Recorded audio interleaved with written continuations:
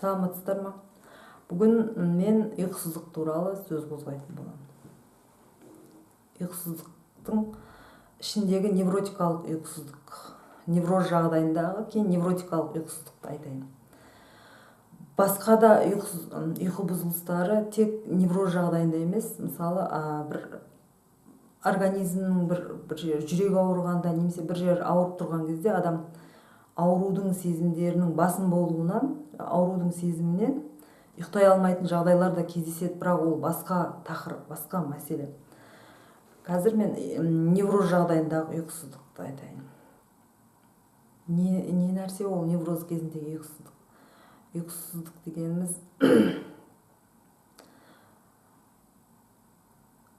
төсекте ары аунап, бері аунап, 2 сағат, 3 сағат, 4 сағаттан ұйықтай алмаған. Мынау шарасыздық, еш нәрсеге таңертең тұрғаннан кейін жұмысқа бару керек қой. Жұмысқа амал жоқтан бару, өмірдің қызығушылығының қалмауы, өз эмоциясын, өз-өзін басқара алмай қалу, ұйықтай алмай, бір күн ұйықтай алмайсыз, екінші күн тек 2 сағат, 3 сағаттан ұйықтап, невроз кезіндегі ұйықтап, сыртқа шыққан кезде барлық адамдарға қызыға қарайтын боласыз. Мына адам бақытты, өйткені бұл бүгін ұйықтады, мына адам бақытты. Қазір енді күлгім келеді сол сәттерге. Мына адам ұйықтай алды, мына адам ұйықтай алды, бұлар бақытты. Одан біраз уақыт өте келе, ол ұйқысыздық қорқынышқа айналады. Бүгін мен ұйықтай аламын ба, ұйықтай алмаймын ба? Кешкі сағат 4-5-терден бастап бүгін не болады екен, мен бүгін дәрімен ұйықтаймын ба, жоқ өзім ұйықтаймын ба, қандай жағдайда бүгін өмірім, ұйқым қандай жағдайда болады деген осындай қорқынышқа жалғасады. Ол қорқыныш өз ұйықтайтын төсек орнынға жақындаудан қорқу. Кеш болғаннан бастап не болады екен, осы жағдайда жүрген, осындай үрей мен қорқыныштардың жағдайында жүрген адамдарға қазір мен осы видео лекциямды арнаймын. Барлық сол жағдайдан шығудың жолдарын айтып беремін, енді тыңдаңыздар. Ұйқы бұзылыстарының түрлері көп. Невроз кезіндегі және невротикалық ұйқының өзі денедегі өзі ұйқысыздықпен ауырып, мидың бір бөлігінің бұзылысынан ұйқысыздық болып, ұйқысыздық соңында өлімге алып баратын сондай аурулар бар. Бірақ ол невроз жағдайында және невротикалық ұйқысыздыққа қатысы жоқ. Екінші, мысалы, невротикалық жағдайдағы ұйықтай алмай қалу дегеніміз, ол неврозға қатысы жоқ, бірақ басқа жағдайы сәл өзгешелеу болады. Ол мынандай, мысалы, невротикалық жағдайда бір оқиғаны айтып берейін. Ерлі-зайыптылар ажырасады, күйеуі мен әйелі. Сөйтіп әйелі күйеуіне ешқандай алдын ала бір ұрыс жанжалсыз, ешқандай бір себепсіз, бір алдын ала мынандай ажырасамыз деген белгілер дейміз, ажырасу туралы еш нәрсе айтылмай, бірақ әйелі бір сәтте ажырасатын туралы шешім қабылдайды. Содан соң күйеуі күндіз жұмысқа барады, кешке қарай үйге келеді, көз жастыққа басы тигеннен бастап әйел екеуінің кездескен сәтінен сол ажырасқан күнге шейінгі жағдайлардың бәрін анализдей бастайды миы. Бірақ бұл адам невроз емес, бірақ сондай ұйқысыздыққа тап болған жағдайын мен сіздерге түсіндіріп, жағдайын айтып көрсетіп жатыр. Бәрін анализдейді. Мына жағдайда ол кінәлап, өкпелеп, мына жағдайда мынандай нәрсе істеген еді, мынандай жағдайда мынандай нәрсе істеген еді. Бүкіл өмірлік 10 жылдық отбасы болса, екеуі 10 жылдық отбасын талдап шығады миында. Мынандай қателік істеген еді, мынандай былай мен мына жерде мынандай қателік істеген еді, мына жерде мынандай қателік істеген еді. Содан соң ондай өзінің миында әйелімен екеуі ұрысып жатыр да енді. Сол кісінің өзінің қиялында. 4-ке шейін, 5-ке шейін, 6-ға шейін, 7-ге шейін солай ұрысып, таңертең сағат 8-де жуынып шайынып жұмысқа кетеді. Ертесіне келіп, ертесіне де сондай өмірден оның өмірі ұйқысыздыққа алып барады, жалғасып кетеді ұйқысыз. Сөйтіп дәрігерге барады. Дәрігерлер, енді бұл шетелде болған жағдай, біздің Қазақстанда болғанда ол адамға ұйықтататын дәріні беріп, сол ұйықтататын дәріге үйрететін еді негізі біздің невропатологтар. Ешқандай психология ғылымы дамымаған ғой бізде. Ешқандай, барлық адам невропатологқа барады, дәрі жазып, дәрі ішіп, солай жүреді. Бізде жағдайымыз сондай, біздің Қазақстанның жағдайы. Содан соң бағанағы кісі ұйқысыздыққа ұшырайды. Оның сіз осындай қандай өмір салтын ұстансаңыз да бір 3 айдан кейін әдетке айналады сол нәрсе. Содан соң ұйықтай алмайды, әйелмен ұрысып жатыр, төбелесіп жатыр, ойында мынандай нәрсе істедім, өкпелер, реніштер, 40-10 жылдық нәрсені сол електен өткіздіре береді. Мен мына жерде сені кешірген едім, мына жерде сені кешірмеген едім, сен мынандай істедің маған, мынандай істедің, өкпе, реніш, ашу, ызаның бәрін шығарады. Содан соң ол кісі психологқа барып, не үшін мысалы осындай ойдың шырмауына кетті? Ол адам невроз емес, ол адам просто тек өмірлік жағдайға тап болған адам. Оның солай миындағы, солай миының шешім қабылдауы тек қана ойдың, анализдің өмірінде, анализдеуге көшіп, ұйқысыздық проблемасы туындап жатыр. Солай кету себебі ол кісі өміріндегі өзгерісті қабылдағысы келмейді деген сөз. Ол кісінің өмірі өзгерді, әйеліне бауыр басып қалған, неше жылдық екеуі бір адам болып қалған. Сол кеткеннен кейін оны қабылдаса, оның жанында ауру басталады ғой.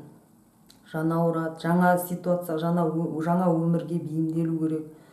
Ол үлкен проблема болған, проблема ретінде қабылдаған ана кісі. Содан соң ол кісінің миы ұйқысыздық проблемасын тауып беріп жатыр да. Түсінген шығарсыздар деп ойлаймын. Ұйқысыздық проблемасын тауып қашып жатыр деген сөз. Проблеманы шешуден жаңа өмірге бейімделуім керек, мен мынандай шешім қабылдауым керек, не істеймін одан ары, енді болады нәрсе, еш нәрсе өзгерте алмаймын, не істеймін одан ары, еш нәрсе, мынандай жоспар құрып, былай шығуым керек деген ол кісінің ішінде ондай мүмкіндіктер болмағаннан кейін оның миы ұйқысыздықты таңдап, назарын ұйқысыздыққа аударып жіберді деген сөз. Студенттер мысалы бір күрделі емтихан келе жатқан кезде, емтихан болатыннан алдын ойланып төсекте жатып, ойланып, не болады екен, мен былай өте алмай қалсам, былай өтсем, былай өте алмай, солай емтиханнан алдын, 1 апта алдын ұйықтай алмай қалуы мүмкін. Мысалы бұл невротикалық ұйқысыздықтар, невроз жағдайындағы ұйқысыздық емес. Енді екінші невроз жағдайындағы ұйқысыздық қайта.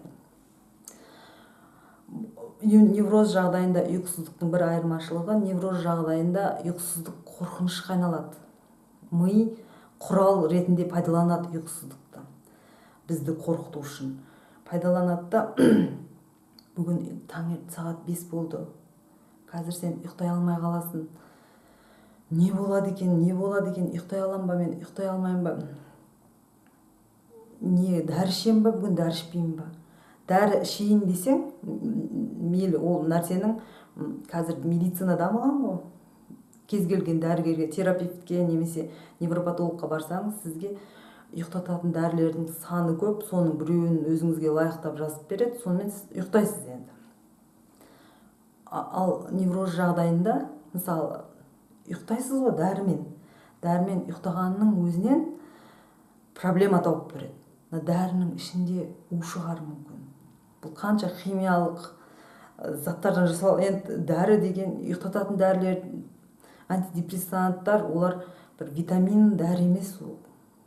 Ол деген неше түрлі күрделі химиялық заттардан жасалған дәрі. Не ол нәрсе, мен не ішіп жатырмын, қарайын, интернетте қарады. Bir жана дәрі ішейін десеңіз, мынандай ойлайсыз, мен у нәрсені ішіп жатырмын, қорқыныш кетіп жатыр, ұйықтай. Ал дәрі ішпейін десеңіз, мына жақтан қорқыныш, ұйықтай алмаймын, түнгі 4-5-ке шейін осы оймен 4-5-тен кейін ұйықтайсыз енді. 3-4 сағат ұйықтағаннан кейін қайтадан тұрып жұмысқа бару керек. Осылай өмір тозаққа айналады ғой, осы жер бетіндегі. Невроз кезіндегі ұйқы бұзылыстарының түрлері бар.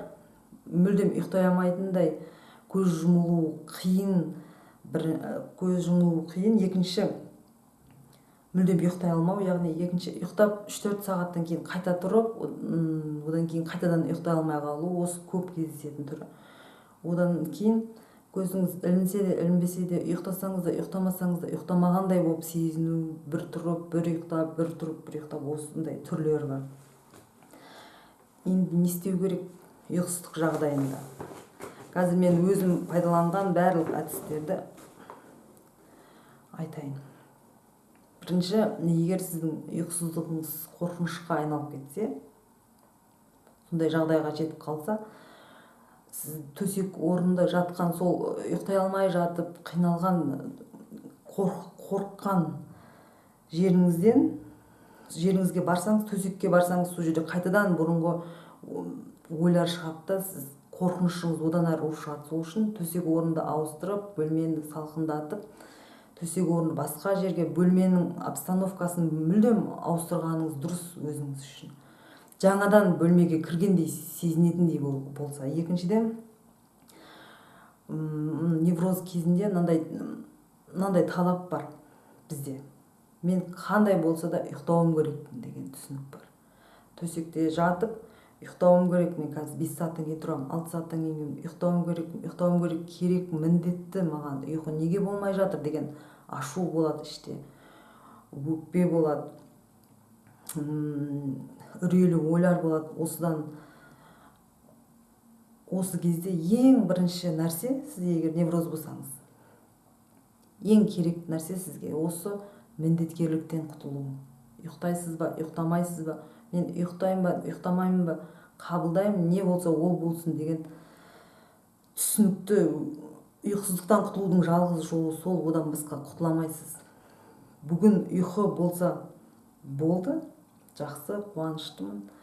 Бірақ ұйықтай алмай қалсам да, мен таңертең сағат 8-де тұрып жұмысқа барам, еш нәрсе қылмайды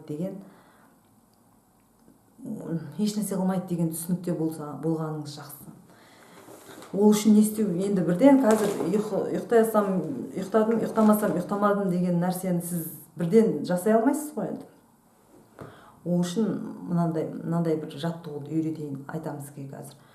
Бірінші ой келеді бізге, мысалы. Қазір ой келді дейік сізге. Ұйықтай алмай қалсам ше деген қорқыныш, үрейлі ой келді. Сол үрейлі ой келген кезде 2 секундтың бірінші ойдан кейін біздің эмоциямыз жүреді. Мысалы, мен қазір сағат 5 болды кешкі, түн болып жатыр, мен қазір ұйықтай алмай қалсам ше, не болады деген ойдан кейін арқасынан қорқыныш, эмоция, 2 секундтан кейін сізден эмоция шығады. Қорқыныш, үрейлі, одан кейін жалғасады арқасына.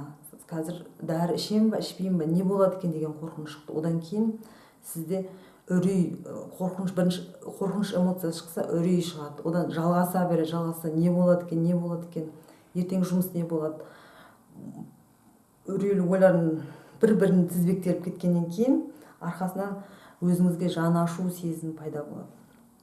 Одан кейін оның арқасынша өкпе пайда болады. Неге адамның бәрі ұйықтайды, неге мен ұйықтай алмаймын, не жағдай болып жатыр менде, мына нәрсе не бұл, бұдан мен құтылам ба, құтылмайым ба деген. Міне осындай сіздің қазіргі жағдайыңыз. Ал енді не істейміз? Ой келді, ой келгеннен кейін қандай эмоцияны беру, бермеу, ол сіздің қалауыңыз. Ой келді, мен ұйықтай алам ба, ұйықтай алмайым ба деген, ой келгеннен кейін сіз, мен бейшарамын, мен бүгінде ұйықтай алмаймын, не істеймін деген тығырыққа тірелетін ой келген, эмоция шығып жатқан кезде өзіңізге жаны ашу, сондай сезім шығып жатқан кезде тоқтатыңыз өзіңізді. Енді өзіміздің еркімізде ғой эмоцияларымыз. Тоқтатып, жақсы, қазір мен ұйықтай алмасам, таңертең тұрып жұмысқа барам. Не болса ол болсын. Менің осы жердегі өмірім ұйқысыздықпен аяқталса, сондай қорқынышта келеді, мен мүмкін ұйқысыздықтан өліп кететін шығармын, жынданып деген. Жынданып кетсем де, ұйқысыздықтан өліп кетсем де, мен осы нәрсені қабылдаймын, мен жарайды дейсіз. Сөйтіп эмоция шығармайсыз. Сіз эмоция шығарсаңыз қорқынышыңыз одан ары қарай бекітіле береді, бір-біріне жалғаса береді. Осы жаттығуды ойды бақылау деп атайды. Ертең сіз басқа үрейлеріңізді де осы жаттығу арқылы тоқтата аласыз. Шыққан ойға ол үшін өзіңізге бақылау жүргізуіңіз керек.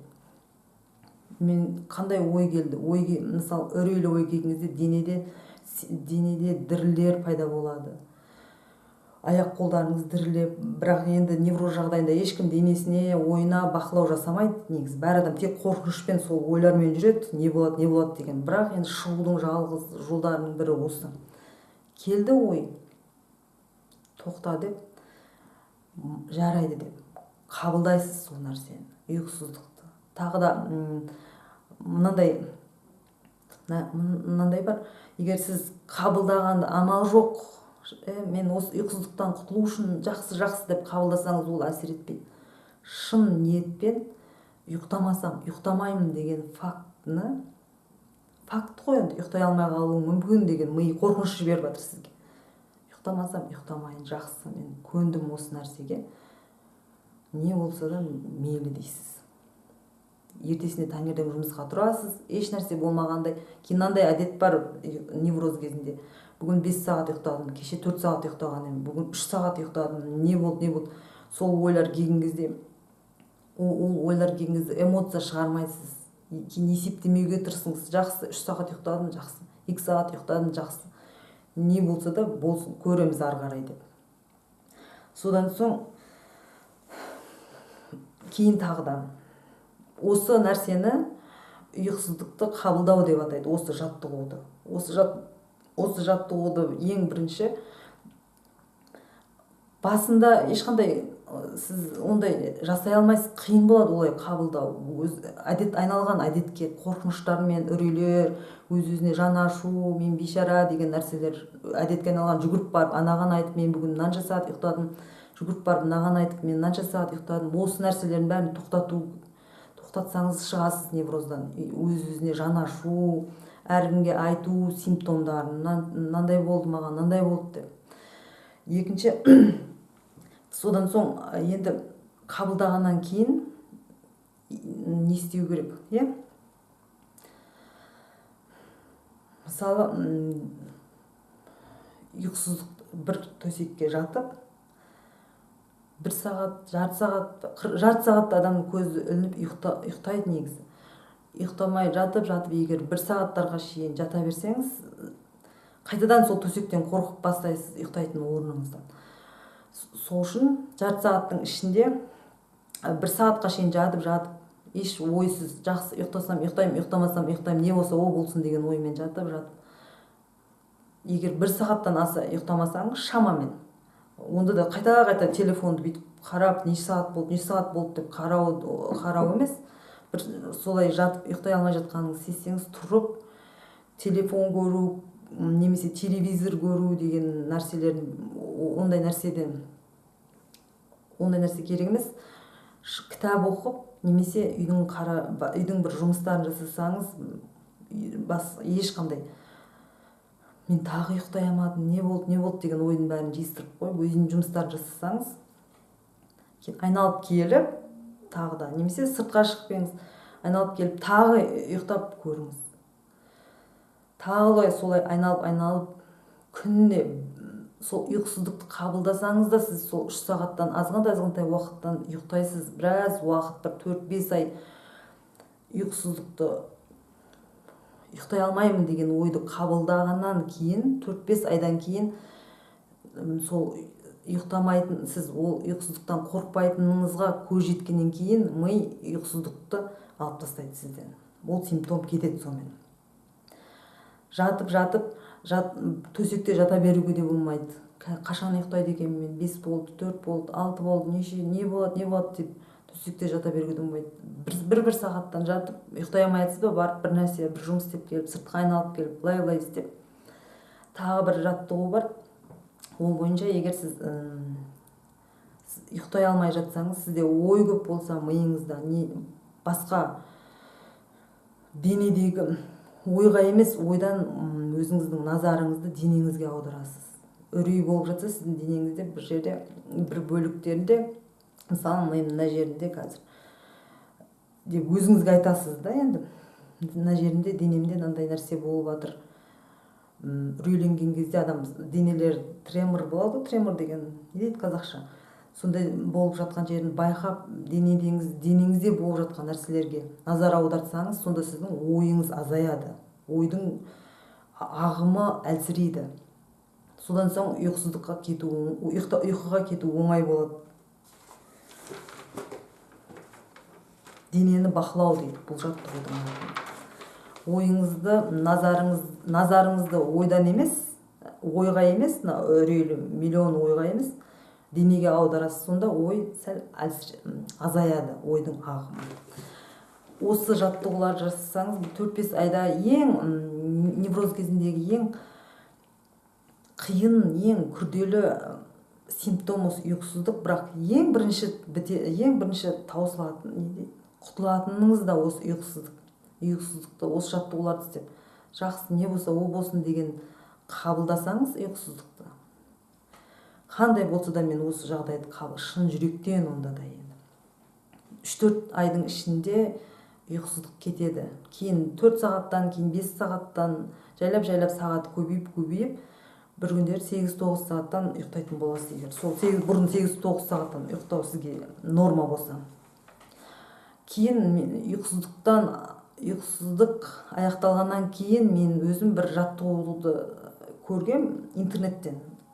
Тауып алған бір психологтың бір ұйқысыздыққа қатысты айтқан жаттығу, бірақ мен оны пайдаланбаған, бірақ сіз істеп көріңіз, егер пайда болса, сізге әсер етсе жақсы. Ол бойынша былай жасайды. Түнде ұйықтайсыз, төсекте жатып, бәр ұйқысыздығыңызды қабылдап, не болса о болсын деп мен алдын айтқандай. Ұйықтасам жақсы, ұйықтамасам одан да жақсы деген түсінікпен жатасыз. Будильникті таңғы сағат 7-ге немесе 8-ге қоясыз. Түнде 5-те ұйықтасаңыз да, 4-те ұйықтасаңыз да будильникпен тұруыңыз керек. Мысалы, невроз жағдайында көп адамдар жұмысқа жарамсыз болып қалады ғой. Жарамсыз болып үйінен шықпай қалатын жағдайлар болады, агорафобия болады. Олар түнімен сағат 7-ге шейін, 8-ге шейін ұйықтай алмай, таңғы үрейлі ойлардың шырмауымен шаршап ұйықтайды да 8-де.